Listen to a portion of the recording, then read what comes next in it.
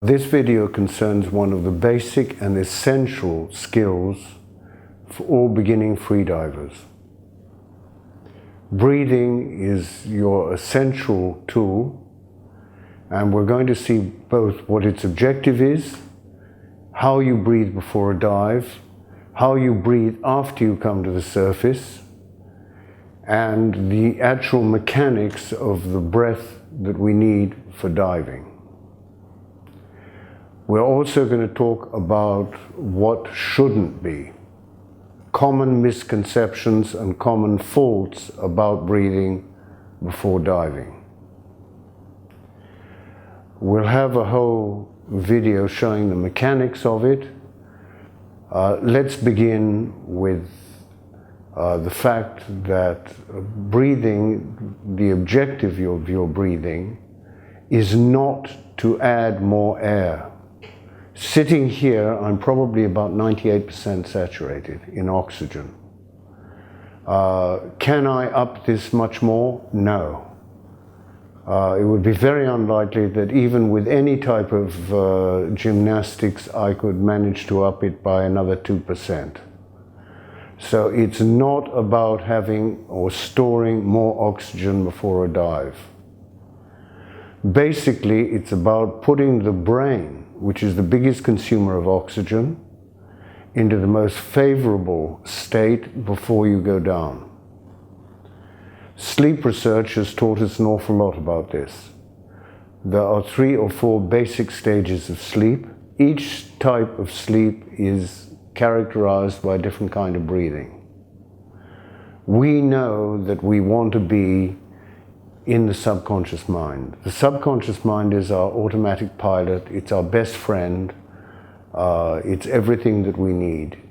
If we learn driving, the first time we're in a car by ourselves, we find that we have to talk ourselves through every single movement. First of all, okay, what do I do first? This is the first time I'm alone without the instructor. The best thing, I better check to see whether the car's actually in gear before I turn the ignition on. All right. Done that, what else do I do? Make sure that the handbrake is on, check the mirrors, okay, done that. Now what? Seatbelt, that might be a good idea. Now what do? I turn the ignition on, the gear is in neutral. I press my foot down on the clutch. I gradually bring the clutch up and give a little bit of gas with the right foot. I look in the mirror, indicate that I'm turning out left into the traffic. Check the mirror behind me again. Ease in the handbrake and begin to ease out into the traffic. And I'm giving myself a running commentary the whole way. About 3 weeks later, I arrive at my office and I suddenly find, wow, what happened there? I was all the time mentally occupied with an argument that I had with my girlfriend before I left the house. Men have a wonderful way of remembering what they should have said 2 weeks after the event. So I was churning over this the whole way. Who was driving the car? Somebody was driving that car. They were coping with road conditions, they were coping with road signs, they were coping with pedestrians, they were coping with other vehicle traffic, and navigating to the office and manipulating the vehicle. Wow, what's happened here? A lot of that has been moved onto the subconscious, the automatic pilot. This is the guy we want to talk to while we're diving. So, the best way to set up this conversation is through the way we breathe. Now there are conditions for this. The breathing, as in nature, all things are rhythmic. It must be rhythmic. All this nonsense about breathe in for half as long as you breathe out. If the breath does not go into that naturally by itself, do not force it into any unnatural patterns or any preconceived ideas of that. Oh, I must breathe in for 5 seconds, hold for a second. Why? To upload more oxygen.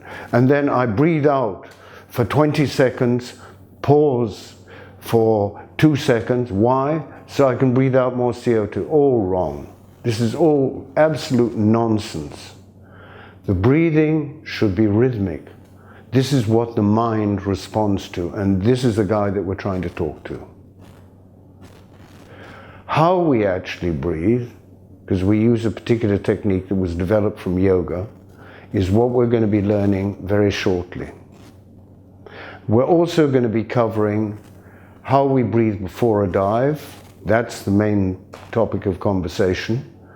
That we're going to be doing that kind of breath to about 75%, about what we'd be doing when we were very relaxed and going into sleep, just as we're sleeping, getting into that lovely sleeping feeling and drifting into sleep. How do we breathe when we come up? Now, there's a certain amount of misunderstanding about that and a certain amount of discussion on that. The well-known technique of the hook breath, which means that when you come to the surface, you breathe out only passively, not fully. Take an enormous breath, pause for a second or 2 seconds, exhale passively, breathe in again, even forcing it a little bit with the diaphragm, and breathe out passively. That's all very well, but I can tell you now that if you're on the edge, it's quite a complicated technique, you probably will not remember it fully. The thing that's going to save you is exhaling in the last 2 meters before you come to the surface. This is really a good idea, so that the first inhalation when you come to the surface is a big one. Your exhalation under the surface at 2 meters is preventing too drastic a drop of pressure in the lungs and the blood going, the oxygen going from the blood into the lungs and not to the brain, which would cause a blackout. So this is a very important part of blackout prevention. We're going to be demonstrating that. That's called, and we immediately after we exhale, coming to the surface, then we can go into the hook breath. We bought time.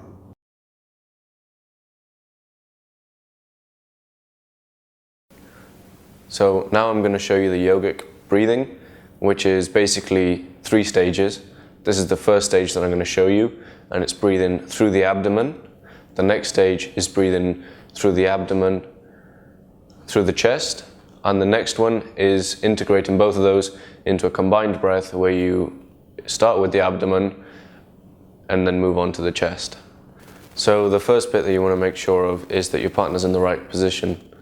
So could you just raise your legs for me, please? So the reason I've asked her to raise her legs is so that her spine is completely flat and she's in the right posture to be able to do this exercise. The next thing I'm going to do is ask her to place her hand on her just under her navel. This is so she can follow her breathing and help with the exhalation. In this bit, we only want to use what is the diaphragm area and the lower part of the lungs, because the lower part of the lungs are the ones that can hold the most volume. So, could you breathe in for me, please? So here she's only breathing in using the abdomen while keeping her back straight. And if you breathe out, so in this bit, this is where she can actually follow her breathing and help by giving it a slight push down, just so she's able to exhale all the air properly and control it a bit better. So we all know basically that air doesn't actually go into the stomach area, but what we're doing is allowing the diaphragm to be able to come down a bit. So in this phase, we're going to look at the abdominal phase of breathing. This is a good chance for you as an instructor to be able to keep track of your student, and for them also to realize and control their breathing. The things you want to make sure of is that it's smooth and fluid.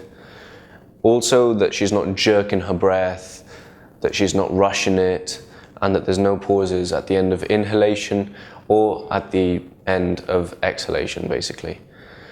So in this bit, if you start breathing, please. You can keep track and make sure that she's only breathing through her abdomen and not including the ribs yet. So in this part, we're going to be covering thoracic breathing. So this is basically the bit where she's going to be breathing, integrating her rib cage and her chest into the whole breathing movement. In this stage, what you want to look out for is that she maintains the correct posture, because what people tend to do is that when they inhale, they tend to arch their back. So the way you want to make sure that that doesn't happen is you want to place your hand just underneath, and basically you want to tell her to actually crush your hand. Now, where have I just put my hand?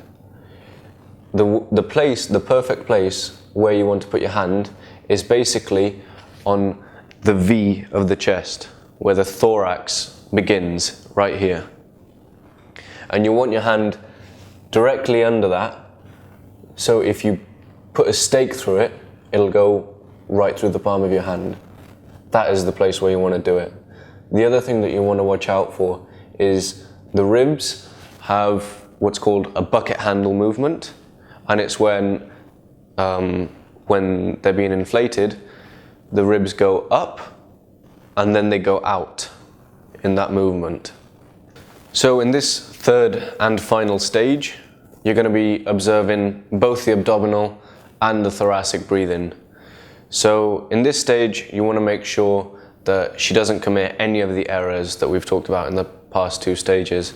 So when she begins breathing through the abdomen, if you could please begin, you want to make sure that she inflates the abdomen, and when it's basically about 60 to 70% full, she moves the air up into her lungs, causing the abdomen to flatten naturally. You shouldn't force it, you shouldn't worry about it once it's moved up into the upper part of the body. And then that she just has a nice, passive, relaxed release of air, basically. And you want to make sure, obviously, that she's not jerking the breathing, there's no pauses, her posture's correct, and her breathing is nice and relaxed. All right, so basically this is what the abdomen breathing should look like. So if you just give me about 3 breaths, nice and slow. So here what you want to watch out for basically is that she's not using the ribs, is that it's nice and smooth and controlled, no jerking, no pauses, and to make sure that she's using this hand to be able to help her push the rest of the air out on the exercise.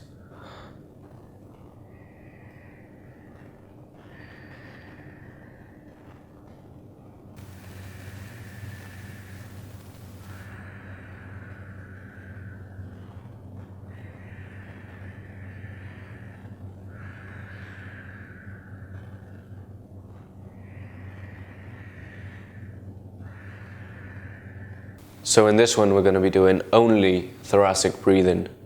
So if you could start breathing only using the thorax. So here we're making sure that her posture is correct. I'm going to put my hand underneath where her sternum is on top.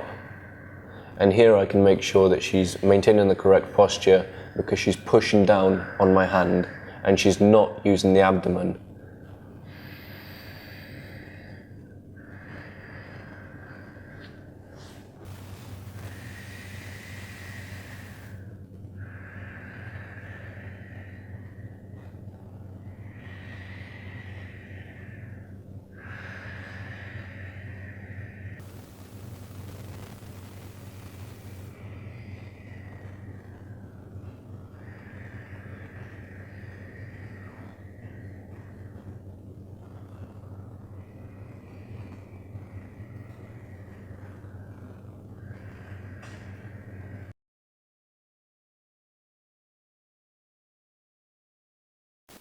In this example here, we can see how to integrate the thoracic breathing with the abdominal breathing in one soft, fluid movement.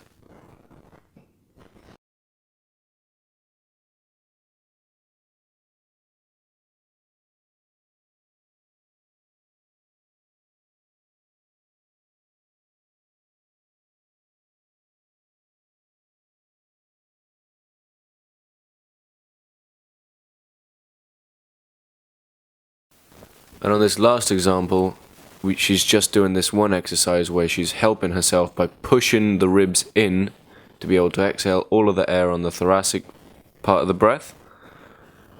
And she's just touching her fingers. And then expanding the hands and keeping track of the ribs.